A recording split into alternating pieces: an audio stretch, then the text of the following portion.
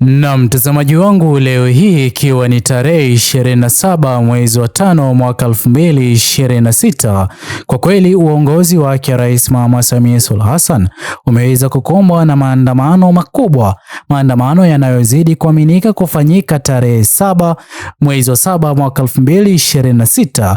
Ila mtazamaji wangu, kabla niweze kukufahamisha zaidi, kwanza kabisa, iwapo mara yako ya kwanza kupatana na video zetu, ni vyema moja kwa moja uweze kuelekea kwa ukurasa wetu rasmi wa YouTube, uweze kubonyeza maneno yaliyoandikwa subscribe chini ya video hii. Muhimu kabisa, uweze kulike na kushare video zetu kwa makundi mawili ama matatu.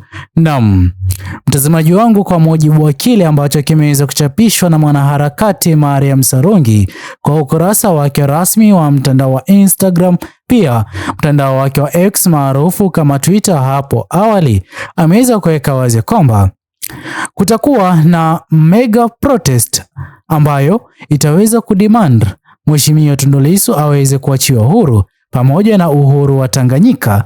Nitaweza kukusomea hoja ya kwanza hadi ya 9.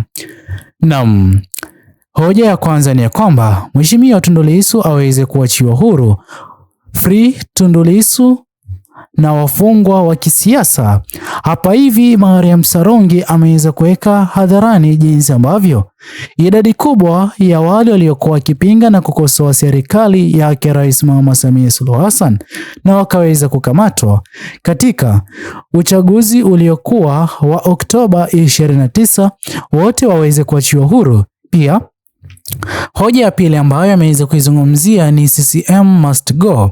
Mtazamaji wangu, hapa hivi chama hiki cha CCM kwa kweli kimeweza kujaribia taswira ya kisiasa katika Jamhuri ya Tanzania kutokana na yale walioweza kuyaruhusu kufanywa kwa vijana wa Gen Z, kusababisha vifo vya idadi kubwa na hata majeruhi ya idadi kubwa ya wananchi wa Tanzania. Pia kuna hoja ya tatu ya kwamba kataa utekaji na wote waliotekwa waweze kuachiwa huru. Mtazamaji wangu, kwa kweli hoja hii ya tatu imetokea kufurahisha wengi. Sote tunafahamu kuna kiongozi kama Mheshimiwa Humphrey Polepole aliyeweza kutekwa na kutoweka katika hali ya njia tatanishi. Hadi leo hii uwepo wake haujaweza kujulikana, jambo ambalo idadi kubwa ya wananchi wa Tanzania hawajaweza kulifurahia na wanazidi kushinikiza uongozi ulioko madarakani kutoa majibu ya kweli kuhusiana na uwepo wake Mheshimiwa Humphrey Polepole.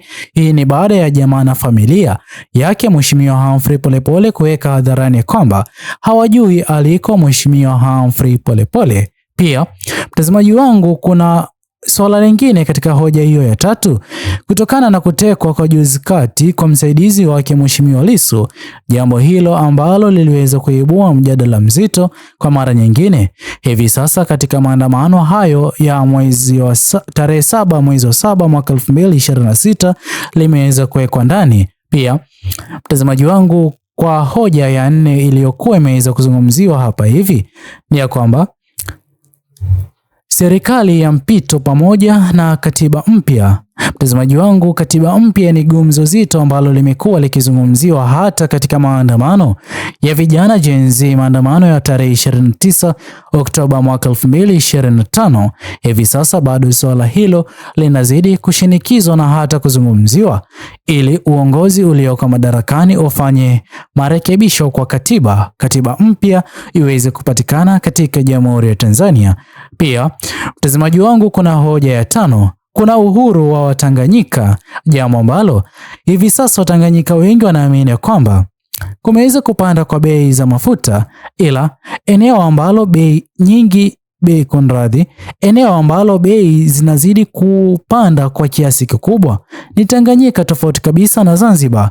Jambo hili kwa kweli hivi sasa Watanzania wengi, hasa wale kutoka Tanganyika, wanazidi kushinikiza liweze kuzingatiwa na pia uhuru uweze kupatikana, na ndipo ambapo magumu na mengi wanayozidi kuyapitia, tofauti kabisa na matarajio yao kwa uongozi ulioko madarakani, utaweza kufanyiwa marekebisho.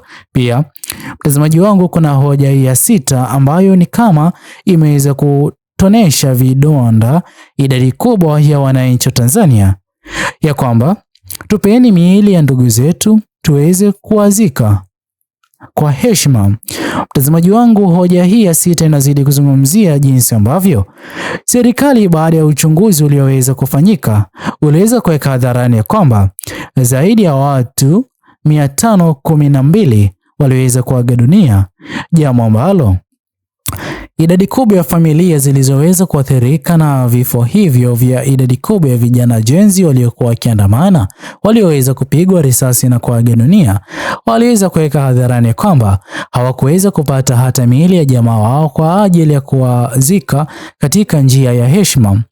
Mtazamaji wangu, hoja hii inazidi kuonyesha wazi jinsi gani ambavyo kwa njia moja ama nyingine idadi kubwa wananchi wa Tanzania hawajaweza kusamehea ama hawajaweza kusahau yote yaliyoweza kutokea katika uchaguzi ulioweza kuishia kuwa kilio kwa wale wote walioweza kuandamana na wale ambao hawakuwa wameshiriki maandamano hayo ya vijana Gen Z.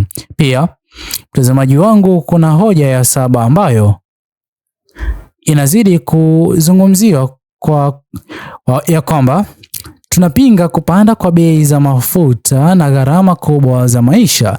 Hivi sasa katika uongozi wa CCM unaozidi kuongozwa na Rais Mama Samia Suluhu Hassan, uongozi huu umeweza kuandikisha historia kwa mara ya kwanza. Bei ya petroli na diesel sawia na mafuta ya taa kupanda kwa kiasi kikubwa kwa serikali zote zilizokuwa zimetangulia serikali hii yake Rais Mama Samia Suluhu Hassan. Hii ikionyesha dalili tosha jinsi gani ambavyo serikali hiyo inazidi kuwa katika kipindi kigumu na kusababishia wananchi wa Jamhuri ya Tanzania kupitia kipindi kigumu kwa kupanda kwa gharama kubwa za maisha, ili hali uongozi huo hauko tayari kuweka ajira kwa vijana Gen Z ili wao waweze kufanikisha ahadi walizoweza kuziahidi katika uchaguzi ulioweza kupita. Mtazamaji wangu, kuna hoja ya 8 ya kwamba uchaguzi mpya uweze kufanyika, na ndipo ambapo mtazamaji wangu, uchaguzi mpya utakapofanyika, hii ni wazi kwamba katika maandamano hayo ya mwezi wa 7 tarehe 7 mwaka 2026, hoja ya pili tuliyoweza kuizungumzia awali ya kwamba CCM must go itakuwa imeweza kufanikishwa, na ndipo ambapo uchaguzi mpya wa huru na haki utaweza kufanyika, kwani sote tunafahamu kwamba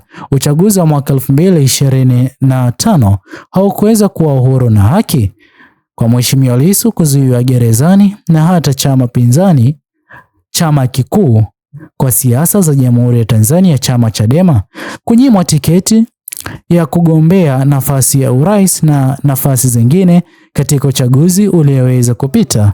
Pia mtazamaji wangu, kutakuwa na hoja 9 ambayo nimeizungumzia ama nimeigusia kidogo, ya kwamba uchaguzi uweze kuwa uhuru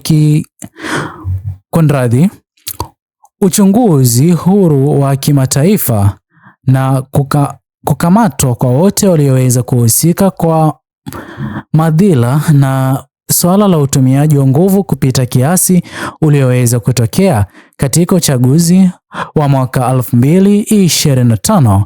Kwa kweli mtazamaji wangu, hii hapa inazidi kuonyesha wazi jinsi gani ambavyo uongozi wake Rais Mama Samia Suluhu Hassan unazidi kupingwa siku baada ya siku. Je, mtazamaji wangu, wewe mtazamo wako ni upi? Tuachie maoni yako katika uwanja wa comment section. Muhimu kabisa uweze kusubscribe, like, comment na kushare video zetu. Bye bye until the next video.